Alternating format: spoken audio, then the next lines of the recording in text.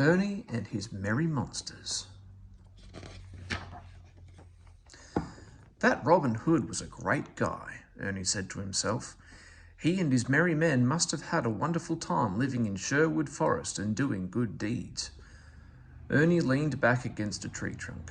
Those were the days, he thought. Sometimes I think we could use a hero like Robin Hood on Sesame Street.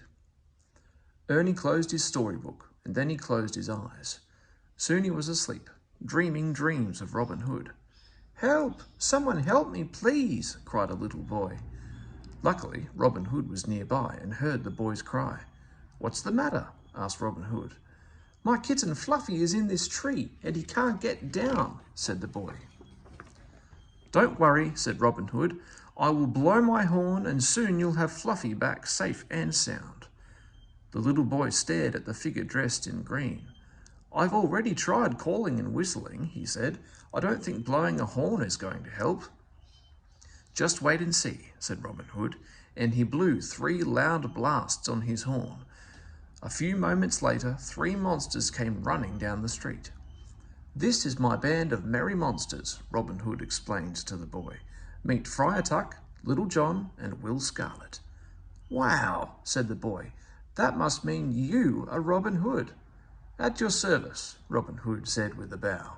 "We travel far and wide, doing good deeds and other heroic stuff. But now to the job at hand. Give me a boost, merry monsters, and I will rescue Fluffy." The boy watched as Robin Hood and his merry monsters got Fluffy down from the tree. Soon the kitten was snuggled safely in the boy's arms. "Thank you," said the little boy. "You were so brave." "Bravery is our business," Robin Hood answered. Then he and his merry monsters set off down Sesame Street in search of other good deeds that needed doing. They hadn't gone far when they noticed a lady pacing nervously up and down the sidewalk. She looked very worried. "May we help you?" asked Robin Hood. "I dropped my ring and it rolled down there," said the lady, pointing to a grate in the street. "I'm afraid I'll never get it back," she added sadly. Robin Hood peered through the metal bars of the grate. Sure enough, deep in the hole below the grate was the lady's ring.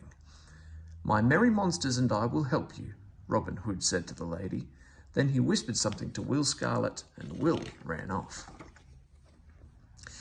He returned a few minutes later, carrying a fishing pole. Robin Hood tied a small magnet to the end of the fishing line. Then he lowered it through the grate. It was not long before he was reeling in the line, the magnet and the ring.